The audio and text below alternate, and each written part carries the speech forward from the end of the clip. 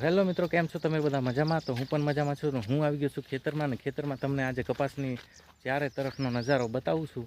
ઠીક છે, વિડીયોમાં બન્યા રહેજો અને એન્જોય કરજો આ વિડીયોને. ઠીક છે, આજે બસ આ વિડીયો કપાસનો છે, તો કપાસનું ખેતર ને બધું એ બતાવું છું. તો વિડીયોમાં બન્યા રહેજો અને એન્જોય કરજો આ વિડીયોને.